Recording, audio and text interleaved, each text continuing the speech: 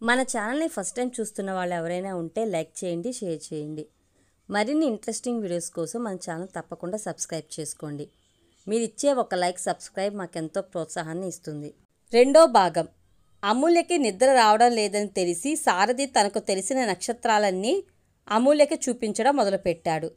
అదిగో చూసావా, అక్కడ మంచం కోళ్ళలాగా 4 మూలలా ఉన్న నక్షత్రాలు, వాటికి తోకలా కనిపిస్తున్న ఆ 3 నక్షత్రాలు కలిపి సప్తర్షి మండలం అంటారు. ఆ పక్కన ఉజ్వలంగా కనిపిస్తున్నది ధ్రువ నక్షత్రం అంటూ సారథి చూపిస్తూ వాటి గురించి వివరిస్తుంటే, పక్క నుంచి సీతమ్మ వాటి గురించి తనకు తెలిసిన పురాణ కథలేవో చెప్తుంటే ఆసక్తిగా వింటున్న అమూల్య మనసు పొరల్లో ఎక్కడో తన పక్కన తను చూసుకోవడానికి ఎవరో ఉన్నారన్న ఒక భద్రతాభావం కలుగుతుంటే, విచ్చుకున్న కళ్ళు ఎప్పుడు మూతలు పడ్డాయో కూడా తెలియనంతగా గాఢ నిద్రలోకి జారిపోయింది.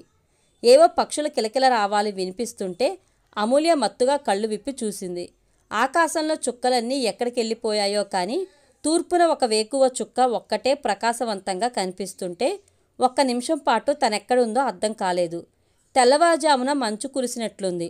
కప్పుకున్న దుప్పటి, పక్క బట్టలు చల్లగా తగులుతుంటే నెమ్మదిగా లేచి కూర్చుంది. మామూలుగానే తనకి తొందరగా నిద్ర పట్టదు. అలాంటిది చోటు మారితే అస్సలు పట్టదు. ఇలాంటి కొత్త చోట్లో కరెంటు లేకపోయినా ఆరుబయట తనిలా ఆదమర్చి నిద్రపోవడం అమూల్యకే ఆశ్చర్యం కలిగించింది. అంత మంచి నిద్ర పట్టినందుకేమో ఒళ్ళంతా తాజాగా, తేలిగ్గా, హాయిగా ఉంది. అమ్మమ్మ, తాతయ్య అప్పుడే నిద్రలేచిపోయినట్లున్నారు అనుకుంటూ మెల్లగా మంచం దిగి చెప్పులేసుకుంటుంటే అప్పటికే వీధి గుమ్మం తుడిచి కల్లాపు జల్లుతున్న సీతమ్మ కనిపించింది. ఏమ్మా, రాత్రి బాగా నిద్రపట్టిందా? అమూల్యని అడుగుతూనే చకచకా ముగ్గులేస్తుంది సీతమ్మ. ఆ వేకుజామున కట్టుకున్న మామూలు నేత చీర పైకి దోపుకుని సగం పండిన జుట్టుని వేలుముడి వేసుకుని నుదుటి మీద పెద్ద బొట్టు పెట్టుకుని సాదాసీదాగా ఉన్న సీతమ్మ కళ్ళల్లో కనిపిస్తున్న తృప్తి, నిశ్చింతని అమూల్య తదేకంగా చూస్తూ ఉండిపోయింది. దాదాపు 60 ఏళ్ల వయసున్న ఆవిడ ఏదో కూని రాగాలు తీసుకుంటూ తన ఇంటి పనిని శ్రద్ధగా చేసుకుంటుంటే అమూల్యకి చూడముచ్చటగా అనిపిస్తుంది. తాతయ్య ముఖం కడుక్కుని రాగానే వేడిగా పొగలు కక్కుతున్న కాఫీ రెడీ చేసేసింది. రేడియోలో సుప్రభాతం వింటూ వాళ్లతో పాటు ఆ ఉదయం కాఫీ తాగుతుంటే ఇంకో 40-50 ఏళ్ల తర్వాత తన జీవితం ఎలా ఉంటుంది? ఇలా అమ్మమ్మలాగా బాధ్యతలన్నీ తీరిపోయి నిశ్చింతగా జీవిస్తుందా, లేక ఇదే ఒంటరితనాన్ని అనుభవిస్తూ ఇలాగే బతుకుతుందా? ఒక సందేహం మనసులో మొలకెత్తింది. ఆ రోజు కావేరి మధ్యాహ్నం భోజనం చేయగానే వచ్చేసింది. అమూల్య చేతిలో ఉన్న పుస్తకం చూసి, నువ్విప్పుడు చదువుకుంటానంటే నేను తర్వాత వస్తానులే అంటూనే కూర్చున్న కావేరిని చూసి నవ్వుకుంటూ పుస్తకం మడిచి పక్కన పెట్టింది. కావేరి స్నేహితులు 2-3 ఆ ఊళ్ళోనే ఉండేవారట. వాళ్ళంతా పెళ్ళిళ్ళై వెళ్ళిపోవడంతో కావేరి తనకిప్పుడేమీ తోచడం లేదని చెప్తూనే వచ్చే నెలలో తన పెళ్లి కూడా అయిపోతుందని కొద్దిగా సిగ్గుపడుతూ అమూల్యకు చెప్పింది. Wow, congratulations Kaveri. మరి ఈ విషయం ఇప్పటిదాకా చెప్పవే? అమ్మాయి ఇలా సిగ్గుపడటం సినిమాల్లోనే జరుగుతుందనుకునేది. పెళ్ళి అని తనతో చెప్పడానికి ఈ అమ్మాయి ఇంత సిగ్గుపడిపోతుంది. ఇక ఆ పెళ్ళికొడుకుని చూసి ఇంకెంత సిగ్గుపడిపోతుందోనని తలుచుకుంటేనే నవ్వొచ్చింది. నిన్నటి నుంచి చెప్దామనే చూస్తున్నాను అంటూ పెళ్ళికొడుకు గురించి, కాబోయే పెళ్లి గురించి అన్ని వివరాలు పోసుగుచ్చినట్లు తనకి చెప్పేస్తున్న కావేరి కళ్ళల్లోకి దూసుకొస్తున్న మెరుపుల్ని, ఆమె వదనంలోంచి తొంగి చూస్తున్న ఆనందపు కాంతుల్ని నిశితంగా గమనిస్తూ ఆమె మాటల్ని శ్రద్ధగా వింటుంది. ఏమిటే కావేరి ఆ గుసగుసలు? కాస్త మాకు కూడా చెప్పరాదు అంటూ సీతమ్మ లేచొచ్చి కావేరిని ఆట పట్టించడంతో, అబ్బే అదేం లేదు సీతమ్మత్త, అమూల్య ఏదో పుస్తకం చదువుకుంటేను అని నసిగేసింది. అంతేనా? నేనింకా ఏమో అనుకున్నానులే, మీరు మాట్లాడుకోండి అని చెప్పి ఆవిడ వెళ్ళి ఒత్తుల డబ్బా తెచ్చుకుని కూర్చోవడం చూసి, సీతమ్మత్త, అమూల్యకి ఇంట్లో ఏం తోస్తున్నట్లు లేదు, తన్ని గుడికి తీసుకెళ్ళనా అడిగింది. తీసుకెళ్ళు, కానీ దీపం పెట్టే వేళకి మాత్రం ఇల్లు చేరండి అంటూ ఆవిడ ఒప్పుకోవడంతో పద పద అంటూ అమూల్యని పిలిచింది కావేరి. సరే పద అంటూ చెప్పులేసుకుంటున్న అమూల్యను చూసి, గుడికి కూడా ఇదే అవతారమా? కావేరి కొద్దిగా విస్మయంగా అడగడంతో వస్తానుండు అంటూ వెళ్ళి ప్యాంటు షర్టు విప్పి చుడీదార్ వేసుకొచ్చి, ఇలా రావచ్చు కదా చిరునవ్వుతూ అడిగిన అమూల్యను చూసి, అమ్మయ్య ఇప్పుడు అచ్చమైన ఆడపిల్ల కనిపిస్తున్నావు అని చెప్పిన కావేరిని చూసి నవ్వుతూ, థ్యాంక్స్, నేను ఆడపిల్లని ఒప్పుకున్నందుకు. తన క్లోజ్ ఫ్రెండ్స్తో అమూల్య ఎప్పుడు అలాగే మాట్లాడుతుంటుంది. కనీసం 1000 గడపలు కూడా లేని చిన్న ఊరది. బంతి, చామంతి, మందారాలతో నిండిన పెంకుటిల్లే ఎక్కువగా కనిపిస్తున్నాయి. లేగదూడలతో కూడిన పాడి పశువులు, కోడి పిల్లలను వెంటేసుకుని తిరుగుతున్న కోడి పెట్టలు దాదాపు ప్రతి ఇంటి ముందు కనిపిస్తూనే ఉన్నాయి.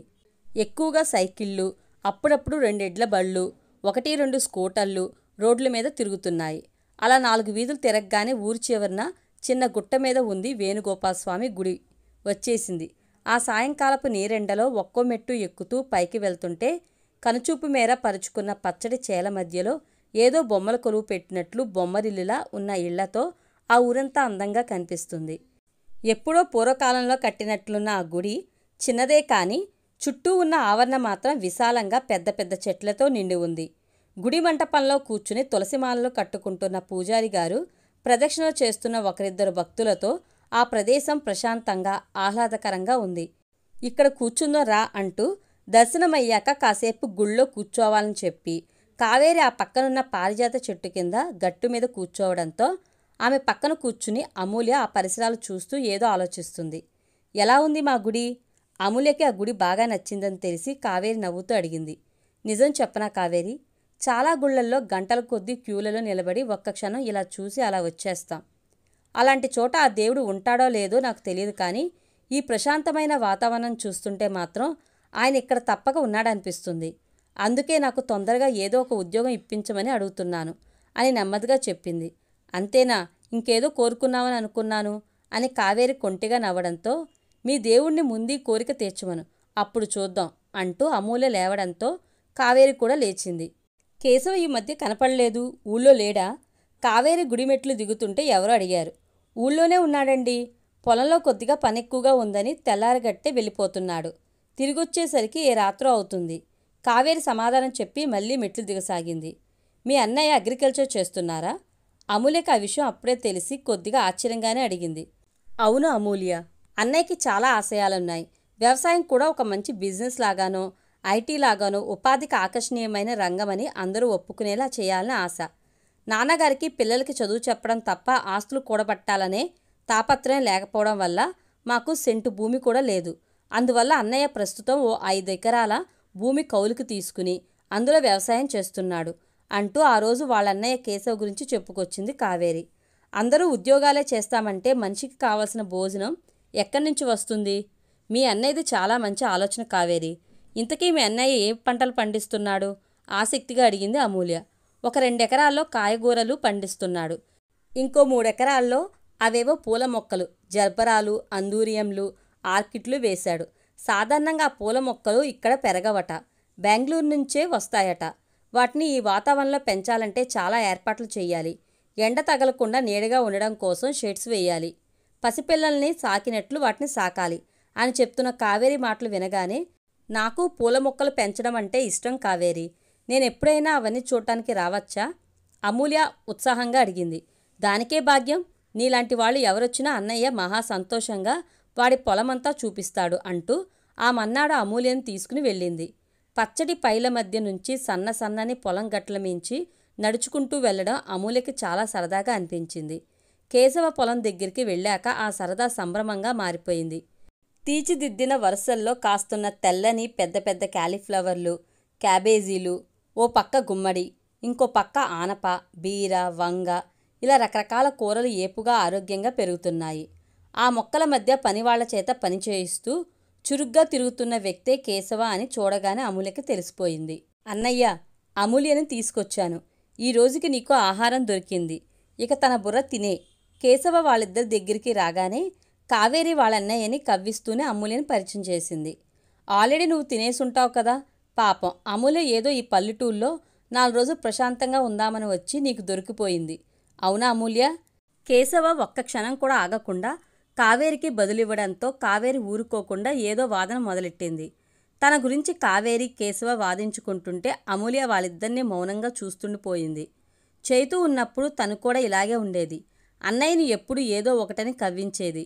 దాంతో వాడు రెచ్చిపోయేవాడు. అలా రోజంతా గొడవ పడుతూనే ఉండేవారు.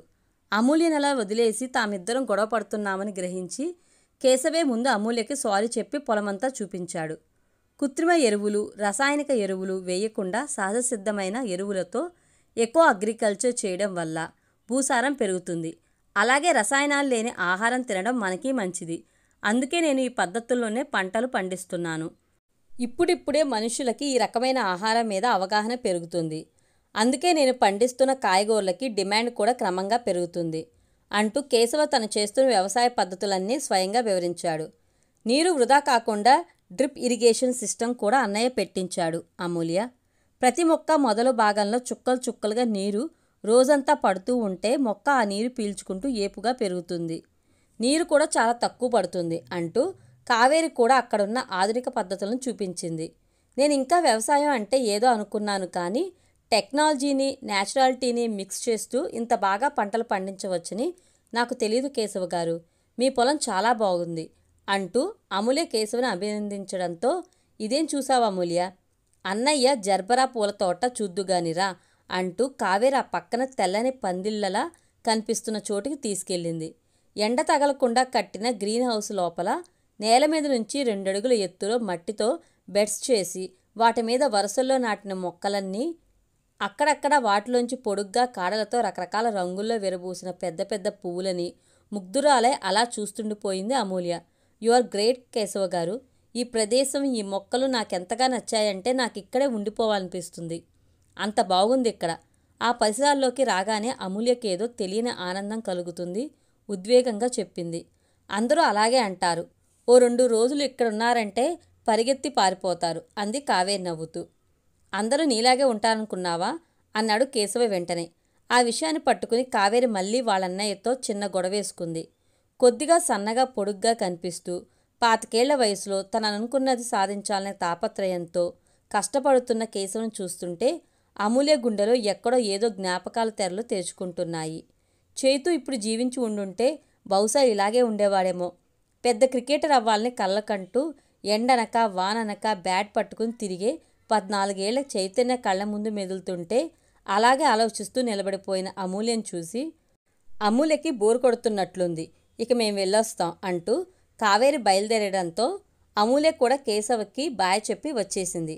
ఈరోజు కావేరితో కలిసి కేశవ పొలం చూసొచ్చాను తాతయ్య. అతను చేస్తున్న ఎకో అగ్రికల్చర్ని అందరూ ఫాలో అయితే చాలా బాగుంటుందనిపించింది. ఇక ఆ జర్బరా గార్డెన్ అయితే సూపర్గా ఉంది. ఆ రాత్రి భోజనం చేస్తూ సారథికి చెప్పింది. అవునమ్మా, ఈ రోజుల్లో దుక్కి దున్నడం నుంచి విత్తు నాటడం వరకు మనం వాడేది రసాయనాలే. కలుపు మొక్కలకి రసాయనాలే. చీడపీడలొస్తే ఇక చెప్పేదేముంది, రసాయనాలు కుమ్మరించేస్తున్నాం. పంటకి ఇలాగే చేస్తూ పోతున్నాం. దానివల్ల ఏం జరుగుతుంది? ఇప్పటికే మనం తినే ఆహార ధాన్యాల్లో మోతాదుకి మించిన రసాయన అవశేషాలుంటున్నాయి. ఈ రసాయనాల వల్లే ఇటు భూసారం తగ్గిపోతుంది, అటు మనుషుల్లో రోగనిరోధక శక్తి తగ్గిపోతుంది. పూర్వకాలంలో అందరూ సేంద్రియ వ్యవసాయమే చేసేవారు. ఇవే పద్ధతులు ఫాలో అయ్యేవారు. అందుకే ఆ రోజుల్లో మనుషులు ఆరోగ్యంగా ఉండేవారు. ఎన్ని పంటలు వేసినా భూమి పుష్కలంగా ఉండేదంటూ సారథి కూడా అప్పటి పద్ధతుల గురించి చెప్పడంతో, మీరు చెప్పినట్లు సహజ సిద్ధమైన ఎరువుల్ని చాలా వరకు మనం తయారు చేసుకుని వాడగలం, కానీ పురుగు మందులు రసాయనాలు లేకుండా పురుగు మందులు ఎలా తయారు చేసుకునేవారు? అమూల్య సందేహంగా అడిగింది. ఎందుకు దొరకవు? సహజమైన పురుగు మందులు మన చుట్టుపక్కలే దొరుకుతాయి. అందులో మొదటిది వేపపిండి. పురుగు పట్టకుండా అమోఘంగా పనిచేస్తుంది. సారథి చెప్తున్నది శ్రద్ధగా వింటున్న అమూల్య, అవును తాతయ్య, మీరు చెప్తుంటే గుర్తుకొచ్చింది. ఈ మధ్య సిటీలో పెద్ద పెద్ద మాల్స్లో ఈ ఆర్గానిక్ ప్రొడక్ట్స్ అన్నింటికీ ప్రత్యేకంగా ఒక సెక్షన్ పెట్టి మరీ అమ్ముతున్నారు. వాటి ఖరీదు కాస్త ఎక్కువైనా కొనేవారు కూడా బాగానే ఉన్నారు. కేశవ్ చాలా ఇంటెలిజెంట్గా మంచి టైంలో ఈ ఎకో అగ్రికల్చర్ స్టార్ట్ చేశాడు అని మెచ్చుకుంది అమూల్య. చిన్నతనం నుంచి వాడు మంచి తెలివైన వాడమ్మా. వాళ్ళ నాన్నకి కొడుకుని డాక్టర్ చదివించాలని కోరిక ఉండేది, కానీ వీడు పట్టుబట్టి బయోటెక్నాలజీలో చేరాడు. ఆ తర్వాత ఉద్యోగం చేయను, వ్యవసాయం చేస్తానని చెప్పి 2-3 ఏళ్ల క్రితమే ఇదంతా మొదలుపెట్టాడు. ఈ ఊళ్ళో కూడా అందరూ ఇప్పుడు పిల్లల్ని బాగా చదివించి పట్టణాలకో ఫారిన్కో పంపించాలనే చూస్తున్నారు. వ్యవసాయం చేయడం అంటే నామోషి అని వాళ్ళు అనుకుంటున్నారు. అందుకే వ్యవసాయం చేసే వాళ్ళ సంఖ్య నెమ్మదిగా తగ్గిపోతుంది. ఇదివరకు రైతు కొడుకు రైతు, వ్యాపారి కొడుకు వ్యాపారి, ఇలా ఎవరి పిల్లలు వాళ్ళ వృత్తులు వంశపారపర్యంగా తండ్రుల నుంచి అందిపుచ్చుకునేవారు. కానీ ఇప్పుడు అందరూ చదువుకుని ఉద్యోగాలంటూ పట్టణాలకి విదేశాలకి వెళ్ళిపోవడంతో ఈ పల్లెటూళ్ళు నెమ్మదిగా ఖాళీ అయిపోతున్నాయి. చాలా ఇళ్లలో ముసలివాళ్ళు పెద్దవాళ్లే నివసిస్తున్నారు తప్ప వాళ్ళ పిల్లలెవరూ ఇక్కడ నివాసం ఉండడానికి ఇష్టపడడం లేదు. ఇప్పుడే ఇలా ఉంటే ఇక భవిష్యత్తులో ఈ పల్లెటూళ్ళు ఎలా ఉంటాయో ఏమవుతాయో అని చెప్తుంటే సీతమ్మ చిన్నగా నిట్టూర్చింది. ఎవరినో అనుకోవడం ఎందుకమ్మా, మా పిల్లలకి ఇక్కడ ఉండడం నచ్చదు, కానీ ఏం చేస్తాం, ఎవరిష్టాలు వాళ్ళవి కదా అంది మెల్లగా. పోనీ మీరే వాళ్ళ దగ్గరికి వెళ్ళి ఉండవచ్చు కదా. ఈ వయసులో మీరిద్దరు ఇలా ఒంటరిగా ఉండడం కష్టంగా లేదా? తనొచ్చినప్పటి నుంచి మనసులో అనుకుంటున్న మాటని ఆ రోజు పైకి చెప్పింది అమూల్య. వాళ్ళు రమ్మని అడుగుతూనే ఉంటారు. మేమిద్దరం ఇక్కడ ఎలా ఉన్నామనని బెంగపడుతుంటారు కూడా. కానీ మాకే వెళ్ళడం ఇష్టం లేదమ్మా. ఇలా మా పనులు మేం చేసుకుంటూ ఒకళ్ళని ఒకళ్ళు చూసుకుంటూ ఉంటే మాకు ఏదో బాధ్యత ఉన్నట్టనిపిస్తుంది. మేం ముసలివాళ్ళమయ్యామని గుర్తుకు రాదు. అందుకే మాకు ఎవరి మీద ఆధారపడటం ఇష్టం లేదు. జీవితమంతా ఇలాగే కలిసి ఉన్నాం. ఇంకెన్ని రోజులు ఇలా మేమిద్దరం కలిసి ఉంటామో తెలియదు. అందుకే ఉన్నన్నాళ్ళు ఇలా మేమిద్దరం కలిసి ఆనందంగా గడిపే అవకాశాన్ని వదులుకోవడం మాకు ఇష్టం లేదు. సారథి నవ్వుతూనే చెప్పాడు. పిల్లలను చూడాలని మనసు పుట్టినప్పుడు మేము వెళ్ళొస్తుంటాం. సెలవులు వచ్చినప్పుడు వాళ్ళు వచ్చి వెళ్తుంటారు. అలా రోజు గడిచిపోతున్నాయి అంది సీతమ్మ కూడా. ఆ క్షణంలో వాళ్ళని చూస్తుంటే వయసు వాళ్ళ శరీరాలకి వచ్చిందేమో కానీ మనసులకు మాత్రం రాలేదనిపించింది. మేడ్ ఫర్ ఈచ్ అదర్ అనే మాటకి నిజమైన అర్థం వీళ్ళేననిపిస్తుంటే మనసులోనే వాళ్ళని అభినందించింది. ఈ పల్లెటూళ్ళలో టైం ఎలా గడుస్తుందోనని తన వెంట చాలా పుస్తకాలే తెచ్చుకుంది. కానీ వచ్చి వారం రోజులు గడిచిపోయినా ఒక్క బుక్ కూడా పూర్తి చేయడానికి కూడా తనకి టైం సరిపోవడం లేదు.